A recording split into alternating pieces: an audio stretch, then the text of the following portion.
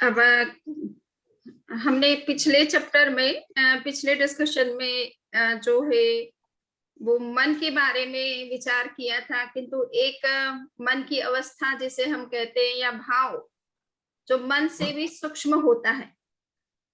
तो भाव क्या चीज है? आज तक मतलब लोग हम मन को समझते हैं, मन के विचारों को समझते हैं, किंतु भाव को जल्दी से समझना हर किसी की बस की बात नहीं है। यद्यपि सभी लोग अपने भाव के बारे में बात तो करते ही हैं कि हमारे अंदर ये भाव या वो भाव। तो भाव क्या चीज है सिद्धांतिक दृष्टि से?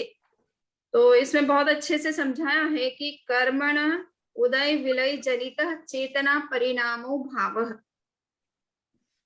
कर्म के उदय से और उसके विलय अर्थात उसके समाप्त होने से, क्षय हो चाहे उसका वो शांत हो जाए या नष्ट हो जाए, तो उससे जो चेतना की अवस्था बनती है, चेतना के जो परिणाम बनते हैं, उनको भाव कहते हैं। तो अपन ने पिछली क्लास में एक बार डिस्कशन भी किया था कि एक इंद्रिय जीव जो है कर्म का बंधन कैसे करते हैं, तो वो भावों से करते हैं जो कि अत्यंत सूक्ष्म होते हैं, मन की उसमें आवश्यकता नहीं होती है। तो बिना मन के भी वो भाव, वो चेतना का जो परिणमन है, आत्मा के जो परिणमन है, वो होते रहते हैं। तो कभी नेगेटिव कभी पॉजिटिव, इस तरह के जो परिवर्तन होते हैं चेतना के अंदर, आत्मा के अंदर, उनसे कर्म का बंधन होता है। और ये जो परिणाम है इन्हीं को भाव कहा गया है। हाँ, आपका प्रश्न है? बिल्कुल। अपनी बात हुई थी कि एक इंद्रिय से लेके 4 इंद्रिय तक ये लोग बेसिकली कर्मों का बंधन नहीं करते हैं।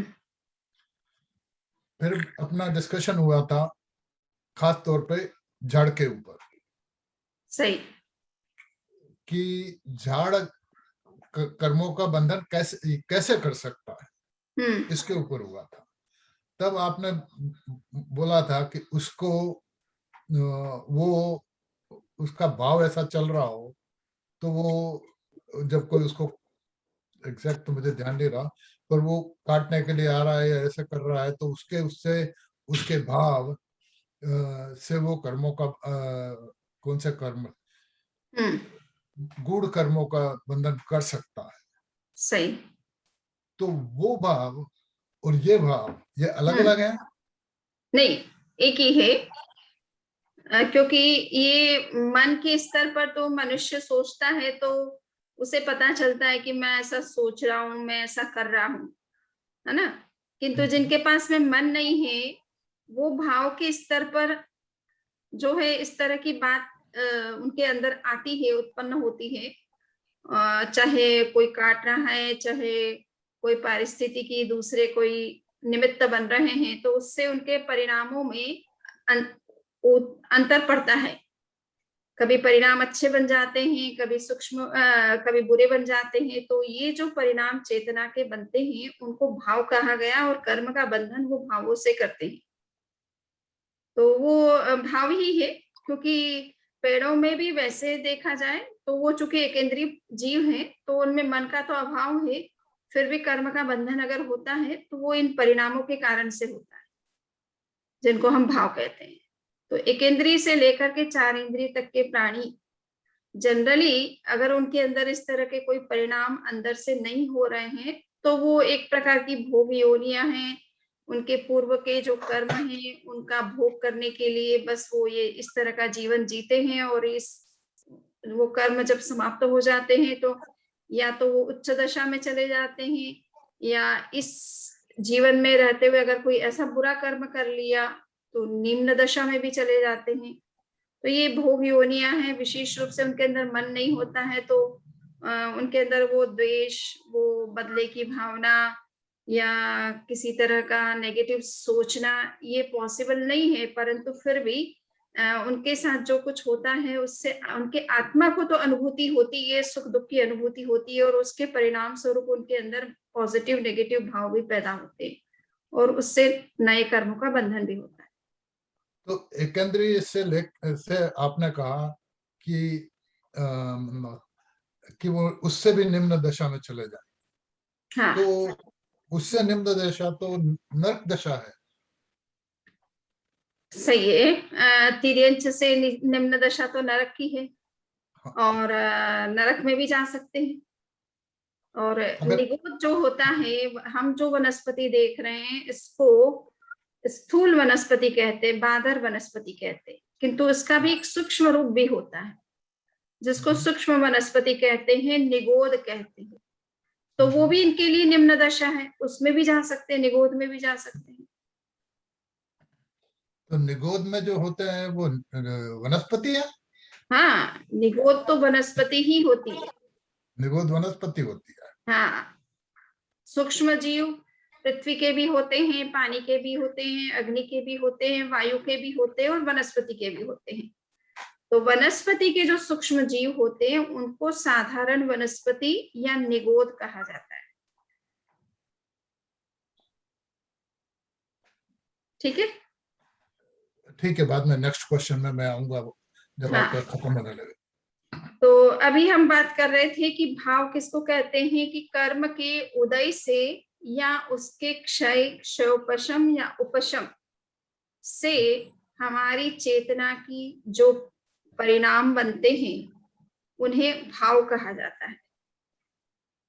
तो क्षयोपशम क्या है, कि भाई कर्म जो है उदय में प्रतिक्षण आते रहते हैं, तो जो कर्म उदय में आ जाते हैं उनको तो नष्ट होना है, और जो आने वाले हैं उनको हम रोक सकते हैं कुछ समय के लिए, तो उनका प्रभाव हमारी चेतना पर जल्दी से नहीं होता है। तो वो अवस्था जो है उसको क्षोपशम अवस्था कहते हैं। उपशम अवस्था किसको कहते हैं, कि जो कर्म उदय में आने वाले हैं अभी उदय में आए नहीं हैं, तो हम 48 मिनट्स के लिए ऑलमोस्ट उनको पूरी तरह से उनके प्रभाव को निरस्त कर सकते हैं, रोक सकते हैं। तो ये उपशम अवस्था कहलाती है। और कर्म कर उपशम, उपशम, हाँ। और क्षय अवस्था उसको कहते हैं कि कर्म को आपने पूरी तरह से डिलीट कर दिया है, तो वो क्षय अवस्था कहलाती है। तो जब क्षयोपशम होता है तब भी हमारे अंदर चेतना का थोड़ा अच्छा विकास होता है, पॉजिटिव डायरेक्शन में चेतना काम करती है। उपशम अवस्था में बहुत पॉजिटिव हो जाती है, क्षय अवस्था में तो पूर्ण रूप से पॉजिटिव हो जाती है, तो उसकी एनर्जी सही डायरेक्शन में वर्क करती है। तो ये जो सही ढंग से वर्क करती है, तो उस समय हमारे जो भी अंदर परिणाम होते हैं, जो भी भावधारा होती है वो भी बड़ी पॉजिटिव होती है। तो उसके कारण से कर्म का बंधन बहुत कम होता है या नहीं के बराबर होता है, या हमारी कोई ऐसी एक्शन है जिसके कारण से कोई कर्म का बंधन हो रहा है, बात अलग है, किंतु हमारे आंतरिक परिणाम शुद्ध रहने से कर्म का बंधन नहीं के बराबर होता है। तो ये परिणाम जो है सभी ये भाव कहलाते हैं, इनको स्टेट्स ऑफ कॉन्शियसनेस कहते हैं ना, स्टेट्स ऑफ कॉन्शियसनेस। तो दूसरा है कि एक भाव होता है परिणमन, एक परिणमन को भी भाव कहा जाता है। तो परिणमन का मतलब क्या होता है, कि जीव में और जड़ पदार्थों की भी बात है, उनमें सहज ही म्यूटेशन होता रहता है, टाइम टू टाइम उनमें कुछ ना कुछ चेंजेस होते रहते हैं। उसके लिए किस चीज का रोटेशन होता है? Mutation, mutation, mutation, sorry. हाँ। तो आपने अगर थोड़ा बहुत ये जो स्टडी होती है, एंथ्रोपोलॉजिकल स्टडी होती है जिसमें मानव मस्तिष्क का विकास किस तरह से हुआ है, तो पहले किस तरह का मस्तिष्क था, फिर समय के साथ उसमें क्या क्या चेंजेस आए हैं, तो वो चेंजेस म्यूटेशन के रूप में देखे जाते हैं, कि एक समय के साथ में कुछ चीजें ऑटोमेटिक चेंज होती है, उसमें किसी को कुछ एफर्ट करने की जरूरत नहीं है, उसके लिए कोई कॉज नहीं होता है, वो एक पदार्थ का नेचर होता है कि वो समय के साथ थोड़ा थोड़ा थोड़ा थोड़ा बदलता चला जाता है। भगवान ऋषभ के समय से लेकर आज तक हमारे मनुष्य की जो हाइट है वो धीरे धीरे धीरे धीरे कम होते होते बहुत कम हो गई है। आज 5 फुट का या ज्यादा से ज्यादा 6 फुट का आदमी है, कोई 7 फुट का हो तो बहुत आश्चर्य की बात होगी, बट 5 या 6 फुट के आदमी रह गया, जो कि 500 या 600 धनुष कि जो हाइट थी उससे कम होते होते आज इतनी सी हाइट रह रही है। अब ये हाइट कोई किसी ने चेंज नहीं की, उस समय के साथ अपने आप बॉडी की हाइट चेंज होती जाती है, बॉडी के ऑर्गन्स अपने आप छोटे होते चले जाते हैं और धीरे धीरे बॉडी भी अपने आप में छोटी होती चली जाती है। पर शर्मिला जी, हाँ, जो म्यूटेशन है उसका बेस्ट एग्जाम्पल अभी है कोरोना वायरस। हाँ, उसके जो ओरिजिनल कोरोना वायरस था वो था, अब उसके म्यूटेशंस जो आ रहे हैं, जो अभी आ रहा है, वो डेल्टा डेल्टा कोरोना या जो भी उसको बोलते हैं। तो ये तो म्यूटेशन एक प्राकृतिक नियम सा ही है कि हाँ, हो गई। तो ये परिणमन एक प्रकार से प्राकृतिक परिवर्तन है। ये हर पदार्थ में होता है और ये प्राकृतिक रूप से होता है। इसमें कोई कर्म कारण नहीं बनता है कि कोई आपने अच्छा कर्म किया या बुरा कर्म किया, ऐसा नहीं है। वो प्राकृतिक रूप से वो जो है परिणमन होता रहता है, परिवर्तन होता रहता है। तो जड़ पदार्थों में भी होता है और जीवों में भी होता है। तो ये प्राकृतिक रूप से जो परिवर्तन होता है उसको परिणमन कहा जाता है। तो ये भी एक प्रकार से भाव ही है। हमारे अंदर जैसे चेतना शक्ति होती है जीव में, तो जीव में जो चैतन्य है, चेतना शक्ति है, ये एक प्रकार का उसका पारिणामिक भाव है। ये उसकी स्वाभाविक दशा है, प्राकृतिक दशा है। उस ये जो भी चेतना में जो भी परिणमन होता है, कभी वो ज्ञान से दर्शन में, कभी दर्शन से ज्ञान में, इस तरह से उसमें चेंजिंग चलती रहती है। चाहे वो सिद्धावस्था में चले जाओ, चाहे आप संसार अवस्था में रहो, तो ये दोनों स्थितियां बराबर चेतना में बनती रहती है। तो इसको कहते हैं ये परिणमन, पारिणामिक भाव है, सहज परिणमन है। ये पदार्थ का अपना नेचर है, वो एक जैसा एक स्थिति में नहीं रहता है, स्टेबल नहीं रहता है, उसमें चेंजेस चलते रहते हैं। समय के साथ भी चेंज होते हैं और बाय नेचर भी उसमें चेंजिंग चलती है। हर मोमेंट में पदार्थ बदलता है। समय के साथ चेंजेस कैसे होते हैं? समय के साथ जैसे मैंने आपसे बताया कि भगवान ऋषभ का समय में जो बॉडी की हाइट थी, है ना, आज बहुत कम हो गई वो हाइट। Okay, got it. तो इस तरह से समय के साथ होता है, उसमें आप कुछ नहीं कर सकते कि कोई भगवान ऋषभ ने तो अच्छे कर्म किए थे और इसलिए उनकी हाइट इतनी हो गई, आपने कोई बुरे कर्म किए थे, ऐसा कोई कारण नहीं है। ये नेचर है कि पदार्थ समय के साथ बदलता है। तो एक समय होता है जब चीजें सब कम होती चली जाती है, उसकी क्वालिटी में जो है वो कहना चाहिए डिके होता रहता है, हानि होती रहती है, ह्रास होता रहता है। और एक समय आता है जब इनमें विकास होता है। तो आने वाले उत्सर्पिणी कालखंड में ये हाइट बढ़ती चली जाएगी। अभी ये अवसर्पिणी कालखंड है, इसमें हाइट कम होती चली जाती है और नेक्स्ट में ये बढ़ती चली जाएगी।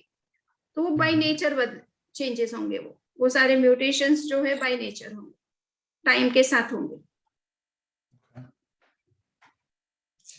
तो ये परिणमन जो पदार्थ में होता है कि कोई जीव है और कोई जड़ है, ये उसका स्वाभाविक परिणमन है। ये उस पदार्थ का स्वाभाविक नेचर है ना, प्राकृतिक रूप से उसको वो नेचर मिला हुआ है। तो वो उसके कारण से प्रकृति ने उसको, किसी को जड़ बनाया है, किसी को जीव बनाया है। तो वो जीव अब जो है बाय नेचर ही जीव अब उस तरह से है, और जड़ भी बाय नेचर है। उसको कोई बनाता नहीं कि ये किसी को मटेरियल मैटर बना दिया और किसी को लिविंग एंटिटी बना दी, ऐसा नहीं है। बाय नेचर ही दे आर सो। और जो जड़ पदार्थ है उसमें हम नोटिस कैसे करेंगे कि इसमें चेंजेस आ रहा है? आप नोटिस, जो साइंटिस्ट है वो तो नोट कर ही रहे हैं किस तरह से पदार्थ में परिवर्तन हो रहा है। तो जो इसकी स्टडी करता है वो तो नोट करता है। और अगर आपको थोड़ा बहुत मोटा मोटी आप सब खुद ही अच्छी तरह से जानते हैं, सपोज आपने मकान बनाया है, समय के साथ उसमें चेंजेस आते हैं। पहले जितना उसमें शाइनिंग थी, उसका वो जितना मजबूत था, धीरे धीरे उसमें टूट फूट शुरू हो जाती है। और उसमें मरम्मत की जरूरत पड़ने लग जाती है। तो हर पदार्थ समय के साथ बदलता है, धीरे धीरे उसका एंट्रोपी जो है उसमें होता है एंट्रोपी, जिसके कारण से उसमें क्षरण की प्रक्रिया चलती रहती है। वो धीरे समय के साथ क्षीण होता चला जाता है, नष्ट होने लगता है, और नए ढंग से फिर उसको रिपेयर करने की जरूरत पड़ती है, वापस कुछ करने की जरूरत पड़ती है। कपड़ा अपन लाते हैं तो उस समय जितना नया होता है धीरे धीरे वो पुराना हो जाता है ना। कोई भी चीज है, शरीर है हमारा, बचपन में जैसा था आज वैसा नहीं है, तो समय के साथ बदलाव आ रहा है ना। बच्चे से किशोर बनता है, किशोर से युवा बनता है, युवा से प्रौढ़ बनता है, प्रौढ़ से वृद्ध बन गया। तो ये चेंजेस किसके कारण से आ रहे हैं? ये समय के साथ आ रहे हैं, बॉडी पे चेंजेस आते हैं। तो वो सब तो चीजों में आपको चेंज दिखाई देता है कि समय में आप कोई टेबल कुर्सी फर्नीचर कुछ भी लाए हैं, कुछ समय के बाद में वो पुराना हो जाता है, टूटने लगता है, उसमें जब वो हम कलर नेक्स्ट नहीं रहता है। तो जब हम नेक्स्ट साइकिल में जाएंगे तो हम अप साइकिल में जाएंगे। हाँ, यस, तो जड़ पदार्थ भी उस अप साइकिल में जाएंगे। बिल्कुल, वो भी जाएंगे, हैं?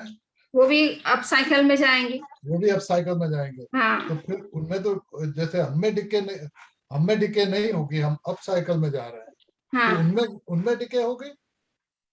उनमें उनकी क्वालिटी इंप्रूव हो जाएगी। अभी जैसे मान लीजिए आप कोई चीज लाते हैं तो बहुत टिकाऊ नहीं है लंबे समय तक, है ना। और फल और सब्जियां लाते हैं, उसमें वो इतना वो टेस्ट नहीं है, वो मिठास नहीं है जो आपने अगर बचपन में गांव में रह करके उन चीजों को खाया था तब जो टेस्ट था। तो ये क्वालिटी में फर्क आ रहा है ना पदार्थों की। ये आपको उस उत्सर्पिणी कालखंड में अगर आप देखेंगे तो इस क्वालिटी में इंप्रूवमेंट दिखाई देगा आपको।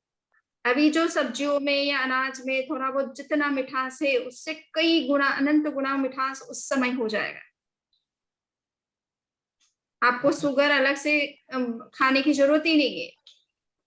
हर फ्रूट से इतने उसमें इतना मिठास होगा, अन्न में इतना मिठास होगा। इवन ये कहा जाता है कि मिट्टी, अगर मिट्टी को भी आप खा लेंगे तो वो भी आज की चीनी से अनंत गुना मीठी होगी, उसमें इतना मिठास होगा, अनंत गुना।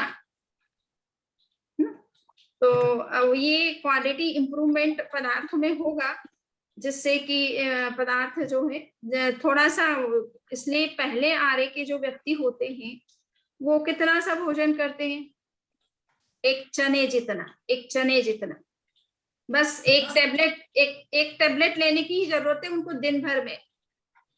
एक पिल ले लेते हैं समझ लो, वो खा तो अनाज रहे पर वो एक पिल है, एक प्रकार की न्यूट्रिशियस पिल है उनके लिए। तो उनको 3 दिन तक भूख नहीं लगती उससे।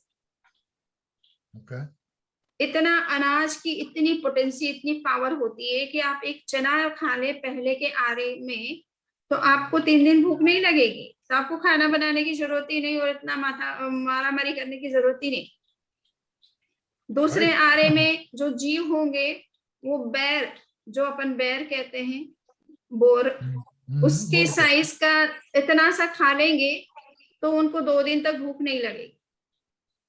तीसरे आरे में आंवले जितना आप मेटर खा लेंगे, जो भी अनाज हो फल हो उस समय, तो वो आंवले जितना आपको खाने की जरूरत है उतना सा खाया आपने कि आपको 1 दिन तक फिर दिन भर कुछ खाने की जरूरत ही नहीं।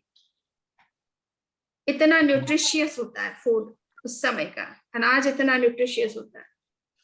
तो वो न्यूट्रिशन आज कहाँ है? आज तो दिन भर खाते हैं तो भी ये लगता है वीकनेस है। अलग से फिर डॉक्टर बताता है न्यूट्रिशंस कि ये लो वो लो, ये पिल लो वो पिल लो। दिन भर खाने के बाद भी ये हालत हो जाते हैं, और उस समय तो खाने की जरूरत ही नहीं है, इसलिए लोगों को व्यापार और इन सब की जरूरत ही नहीं थी। नेचर में इतना तो मिल ही रहा था, तो उनको नेचर से ही सारा काम चल रहा था उनका। तो ये हमने बताया कि चेतना के जो परिणाम हैं उनको भाव कहा जाता है, और कुछ परिणाम ऐसे होते हैं जो कि कर्म जनित नहीं है, स्वाभाविक है, बाय नेचर उस तरह के चेंजेस जीव में भी होते हैं और अन्य पदार्थों में भी होते हैं, तो वो भी भाव ही कहलाते हैं। अब नेक्स्ट है कि औपशमिक क्षायिक क्षयोपशमिका भावा स्वरूपम जीवस्य।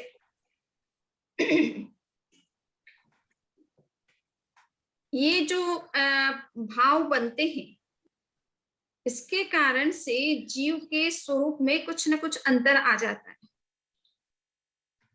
अगर सपोज उदय हुआ है किसी कर्म का, तो सपोज अगर साता वेदनी कर्म का उदय हुआ है, तो मनुष्य को बहुत सुख की अनुभूति होगी, उसको फिजिकली वो अपने आप को बहुत स्वस्थ महसूस करेगा, बहुत स्ट्रॉन्ग महसूस करेगा, उसको फिजिकली बहुत अच्छा लगेगा, सब चीजें बॉडी में कहीं कोई कुछ तकलीफ नहीं महसूस होगी, तो बहुत अच्छा लगेगा उसको। तो जो कर्म का उदय, अगर 7 वेदी कर्म का उदय है, तो आप फिजिकली अपने आप को बहुत फिट, बहुत हेल्दी, बहुत सुखी महसूस करेंगे। और अगर कोई असात वेदनी कर्म का उदय है, तो शरीर में कहीं ना कहीं पीड़ा हो जाएगी, कोई बीमारी होगी, कोई रोग हो जाएगा, कोई इन्फेक्शन हो जाएगा, कोई ना कोई तकलीफ हो जाएगी, उससे दर्द होता है, और उस स्थिति में आपकी मानसिकता, आपके मन पर भी उसका प्रभाव पड़ता है, चेतना के ऊपर भी प्रभाव पड़ता है। तो कर्म के उदय से जीव का स्वरूप बदल जाता है। हम मनुष्य हैं, हमारी चेतना भी मनुष्य के रूप में है, तो हम मनुष्य की तरह सोच रहे हैं। कल से हम देव बन जाएंगे तो देव की तरह सोचने लग जाएंगे, हमारे व्यवहार सारे मनुष्य से बिल्कुल डिफरेंट हो जाएंगे। कोई अगर पशु बन जाता है तो उसका व्यवहार बिल्कुल चेंज हो जाएगा। वो आज मनुष्य है, कल अगर वो पशु बन गया तो वो पशु की तरह बिहेव करेगा। तो ये कर्मों का प्रभाव जीव के ऊपर किस तरह से होता है और उसकी दशा किस तरह से बदल जाती है इन सब चीजों के कारण से। इसी तरह से कर्म का क्षय होता है। मान लीजिए किसी को केवल ज्ञान प्राप्त हो गया, ज्ञानावर्णिक कर्म का क्षय हो गया, तो वो केवल ज्ञानी हो जाता है, और केवल ज्ञानी बनने के बाद उसकी स्थिति बिल्कुल डिफरेंट होती है, कॉमन मैन की तरह वो मनुष्य दिखने के लिए तो वैसा ही है। भगवान महावीर मनुष्य के रूप में यहाँ थे, केवल ज्ञान होने के बाद में उनकी जो दशा होती है वो बिल्कुल अलग होती है, सामान्य व्यक्ति की तुलना में वो बहुत ही अलग दिखते हैं। इसी तरह से क्षोपशम होने से भी जो है हमारी दशा बदल जाती है। तो अभी वर्तमान में हमारा जैसे ज्ञानावरणी कर्म का क्षोपशम है, क्षय नहीं हुआ है, तो हमें थोड़ा बहुत मति ज्ञान है, श्रुत ज्ञान है। तो जितना हमको समझ में आता है, जितना हमारे पास में ज्ञान है, हमारा व्यवहार, हमारा आचरण, हमारी सोच सब उसी के अनुरूप होती है। जिसके पास जितना ज्ञान है उस तरह की सोच उसके पास होती है, उस तरह का उसका बिहेवियर होता है। तो ये कहते हैं कि ये सारी चीजें जो हैं, कर्म का क्षय जो है, कर्म का उपशम है, कर्म का क्षोपशम है, या कर्म का उदय है, ये सारे पदार्थ, ये सारी चीजें, ये सारी अवस्थाएं मनुष्य के या जीव के ऊपर भी प्रभाव डालती है, और जीव का व्यवहार, उसकी सोच, उसकी वाणी उसके अनुरूप हो जाती है। ठीक है, समझे जी, समझे हाँ, जी। जैसे कोई मनुष्य, आज का मनुष्य पशु योनि में जाता है, हाँ, और मान लीजिए गाय भैंस के रूप में पैदा होता है, तो गाय की तो नेचर है कि वो दूध देगी, सही, भैंस की नेचर है कि वो दूध देगी। तो इसमें बिल्कुल। भाव और इन चीजों का क्या लेना देना, वो तो नेचर है। देखिए, तो वो दूध देने का नेचर उसका क्यों बना? सपोज कोई वो तो आज वर्तमान वो में तो गाय मैं, है और वो पिछले जन्म में कोई मनुष्य थी, राइट, कोई पुरुष थे, सपोज। कोई भी जो था, हाँ, तो उस समय तो वो नहीं था ना उसके अंदर, उस वो वक्त तो क्वालिटी उसका उसके नेचर अंदर, नहीं था। हाँ, वो उसकी पर क्वालिटी नहीं थी ना। तो ये नहीं थी, कर्म के परिणाम स्वरूप ही ना बनती नहीं, है। जीव जब अब कर्म के प्रभाव से अगर पशु बन गया, तो उसका सारा पशु की तरह व्यवहार हो जाता है, उसकी बॉडी में पशु की तरह सारी चीजें होने लगती है। ना, एक सेकंड हम्म, ना, मेरा क्वेश्चन या तो बराबर क्लियर नहीं कर पाया मैं, हाँ, क्योंकि आंसर नहीं है। ओके, गाय की एक नेचर है, चाहे कहीं से ठीक, भी आ जाए, हाँ, या भैंस की नेचर है हाँ, कि वो दूध देगी। हाँ, अगर गाय है तो वो दूध देगी। सही, तो इसमें भाव और इन चीजों का क्या लेना देना, कर्मों के कारण से वो गाय बना या बनेगी। वो तो मान दिया, उसमें कोई गमत नहीं है। पर अगर वो गाय के रूप में हो गई या हो गया तो वो तो उसकी नेचर हो गई कि मैं दूध देना, मुझे दूध देना है। तो इसमें किसी का क्या लेना देना? किसी का क्या लेना देना का क्या प्रश्न है? बात ये आ रही है कि वो गाय का जो जीव है, हाँ हाँ, उसका ऐसा स्वभाव क्यों बना? प्रश्न ये आ रहा, उसका ऐसा व्यवहार क्यों बना, वो इस तरह से क्यों बिहेव करती है, या उसकी जो भी प्रवृत्ति है वो ऐसी क्यों होती है? तो वो चूंकि गाय बना है, वो जो भी जीव है किसी कर्म के उदय से तो गाय बना बिल्कुल सही बात है ना? तो जब गाय बनेगा तो गाय की बॉडी में जिस तरह की प्रवृत्ति पॉसिबल है वही तो होगी उसके अंदर। एब्सोल्युटली। तो ये कर्म के प्रभाव के परिणाम स्वरूप ही तो सब कुछ हुआ है। जीव का व्यवहार गाय की तरह क्यों हो गया? वो कर्म के प्रभाव से हुआ ना। वो अपने आप को गाय समझ बैठा है, गाय की तरह सारा कुछ व्यवहार करता है, गाय की तरह ही सब कुछ उसकी सोच बन गई है। तो वो गाय क्यों बन गया? मतलब वो एक जीव, मनुष्य, चलता फिरता अच्छा समझदार प्राणी था, है ना, चिंतनशील मन, सब वो तो नॉलेज था। किंतु जब पशु बन गया तो पशु की तरह बिहेव करता ना, सारा ज्ञान मनुष्य का तो वो बिल्कुल दिमाग वो तो एक साइड में रह ठंडा पड़ जाता गया, है। वो उसका तो कोई, ठंडा पड़ गया। उसका इस जीवन में कोई यूज ही नहीं हो पा रहा है। वो तो मनुष्य की भूल चुका है कि वो मनुष्य था कभी किसी समय। वो एनीवे आगे चलिए। तो यहाँ पर यही बात समझाने की कोशिश की जा रही है कि कर्म का जब उदय होता है तो जीव कर्म की उदय के परिणाम स्वरूप उसकी जो दशा बनती है उसी तरह से वो व्यवहार करना शुरू कर देता है। ठीक है। तो ये जीव का स्वरूप बदल गया ना, वो हाँ हाँ, मनुष्य से पशु की तरह बिहेव करने शुरू कर दिया तो उसका स्वरूप बदला ना। उसने वो आपको छोड़ो, अपने आप को पशु समझ लिया है ना। तो ये कर्म के परिणाम स्वरूप होता है ऐसा।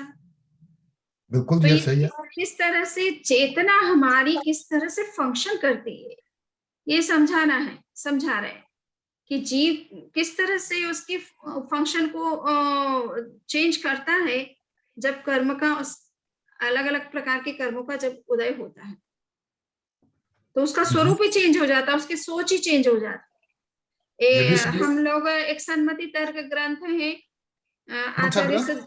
सन्मति तर्क, सन्मति तर्क, ओके। हाँ, 6ठी शताब्दी में आचार्य सिद्धसेन दिवाकर के द्वारा लिखा गया है और दार्शनिक दृष्टि से बहुत ही महत्वपूर्ण ग्रंथ है।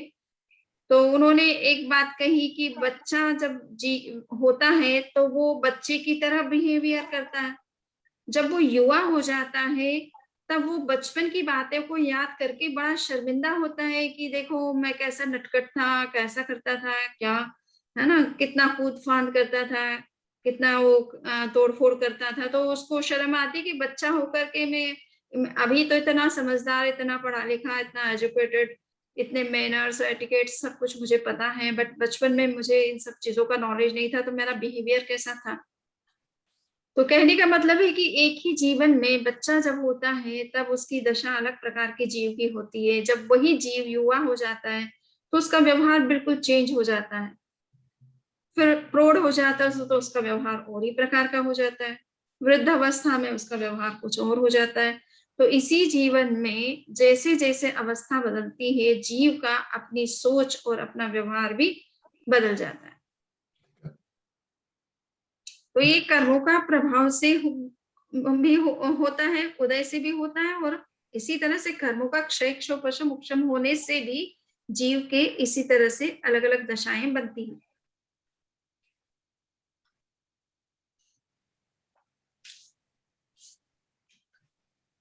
अब प्रश्न आ रहा है कि ये उदय और उपशम और क्षय की हम जो बात कर रहे हैं तो उसमें उपशम जो चीज है वो सबको इजीली समझ में नहीं आती है। उदय तो सबको पता है कि 8 प्रकार के जो कर्म होते हैं वो जब एक्शन में आते हैं तो वो अपना प्रभाव जीव पर दिखाते हैं, उसका उनका जो प्रभाव जीव पर पड़ता है उसको उदय कहते हैं, उदय भाव कहते हैं। राइट। किंतु ये उपशम भाव क्या चीज है? तो ये कहा जाता है कि 8 कर्मों में केवल एक मोह कर्म ऐसा होता है जिसका उपशम होता है, हर किसी कर्म का उपशम नहीं होता है। हर किसी कर्म का उपशम नहीं होता। हाँ, केवल एक मोह कर्म का उपशम होता है। उदय तो 8 कर्मों का हो सकता है, किंतु उपशम केवल एक मोह कर्म का होता है। तो इसको समझाते हैं कि दूध जब उफनता है तो उसको शांत करने के लिए हम पानी डालते हैं, नहीं? तो ये इसको, ये जो चीज उफनती है, जिसमें इस तरह का तेजी आती है, उत्तेजना आती है, उसको शांत करने के लिए जो प्रयास किया जाता है उसको उपशम अवस्था कहते हैं।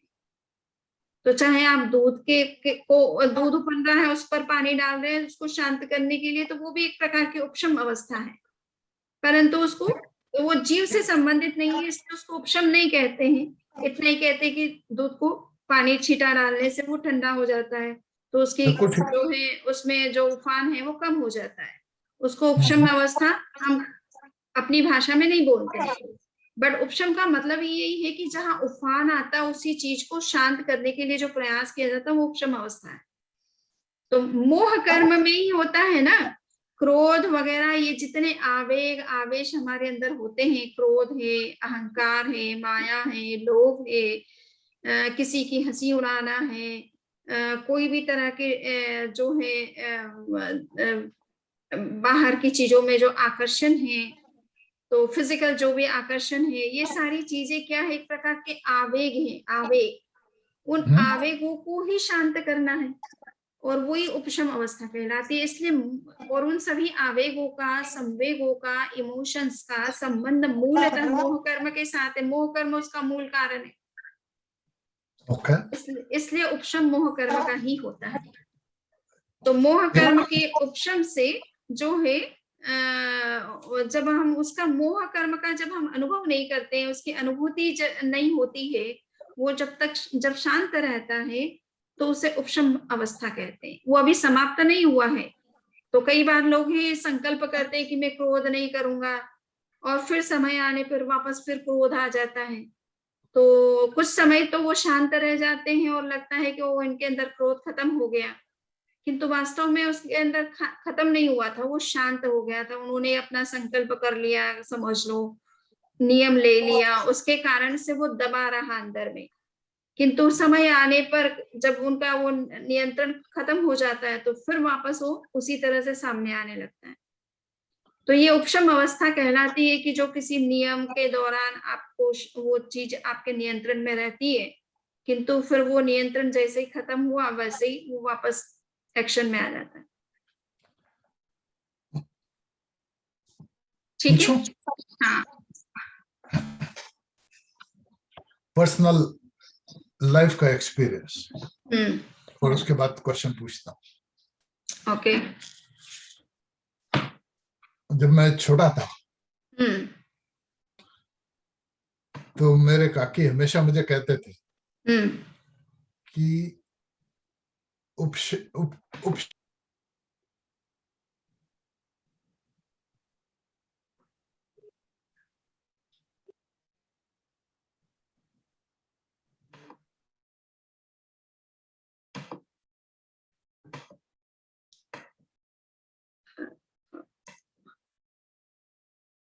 ओके।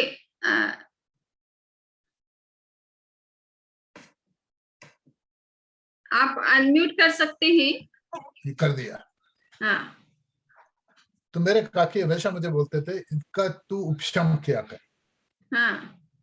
और बताते भी रहते थे क्या कर क्या कर। पर वो तो मेरी अपनी, तो ये उपशम शब्द जो है उसको फेमिलियरिटी मेरी बहुत है। हाँ। ठीक है। अब मैं इस तरफ आता हूँ, मोह का और क्रोध का क्या लेना देना। वाह। क्रोध मोह का एक कहना चाहिए, एक रेज है उसकी, एक पार्ट है उसका। मोह कर्म 25 प्रकार के आवेग और आवेश जो है वो मोह कर्म के अंश है, 25 प्रकार। हाँ 25 प्रकार के। उसमें क्रोध है, अहंकार है, माया है, लोभ है, ये 4 तो मेन कषाय है जो कि मोह कर्म के अंतर्गत आते हैं। इसके अलावा किसी की हंसी उड़ाना, कोई तरह का बाह्य आकर्षण होना, धर्म के प्रति रुचि नहीं होना, ये सब चीजें भी जो है ये नौकषाय कहलाते हैं, ये भी इसके अंतर्गत आते हैं। किसी से घृणा करना, कोई चीज से दुखी हो जाना, मतलब निराश हो जाना, तो ये सारे जो भाव है ये सब मोह कर्म के ही अंश है। मोह कर्म इन 28 रूपों में सामने आता है। तो ये 25 प्रकार के जो आवेग कहलाते हैं, इमोशंस कहलाते हैं, जो कि विशेष रूप से नेगेटिव इमोशंस कहलाते हैं, ये सारे मोह कर्म के ही जो है रिफ्लेक्शन है, प्रोजेक्शन है। तो फिर ये जो पाप की डेफिनेशन है, काम, क्रोध, मान, मोह, माया, आगे चलते जाओ, तो उसमें मोह को अलग क्यों रखा गया? मोह के अंतर्गत सब डाल देते। वो क्या होता है कि लोग जनरली मोह से समझते हैं कि हमारा परिवार के प्रति जो मोह होता है, अनुराग होता है, आसक्ति होती है ना, संबंधों की जो प्रगाढ़ता होती है, लोग जनरली उसको मोह समझते हैं। तो कभी कभी प्रवचन की भाषा में, जनरल भाषा में बोला जाता है, आम पब्लिक की भाषा में बोला जाता है। तो आम पब्लिक ये नहीं समझती कि क्रोध और मोह एक अलग अलग चीज है या एक ही चीज है। वो ये समझती है कि मोह अलग चीज है, क्रोध अलग चीज है। परंतु सिद्धांत की भाषा में ये है कि मोह कर्म का जो कोटा है वो बहुत बड़ा है। उसके अंदर सभी प्रकार के नेगेटिव इमोशंस आते हैं, जितने भी प्रकार के, चाहे क्रोध हो, चाहे अहंकार हो, चाहे माया हो, चाहे लोभ हो, चाहे किसी के प्रति घृणा हो, चाहे धर्म के प्रति अरुचि हो, चाहे ये बाहर पदार्थों के प्रति आकर्षण हो, ये सारी जितनी भी आसक्ति हो, ये सब कुछ जो है मोह कर्म है। आपका टाइम हो जितने गया भी है। आपके अंदर आवेग संवेग। आपका टाइम हो गया है। ओके, इसको कल डिस्कशन में आगे बढ़ाएंगे, because okay, this is not very clear to me कि ये कैसे हो सकता है। हाँ। एक तो तरफ ये, एक आपको तरफ मूल है इसके लिए कर्म की जो प्रकृतियां हैं, 8 प्रकार के जो कर्म हैं, उनकी जो प्रकृतियां हैं उनको समझना है तो ठीक है ना। वो करें, वो करें। हाँ, तो उससे आपको समझ में आएगा कि ये मोह कर्म के अंतर्गत क्रोध और अहंकार आदि भाव किस तरह से आते हैं, क्यों आते हैं।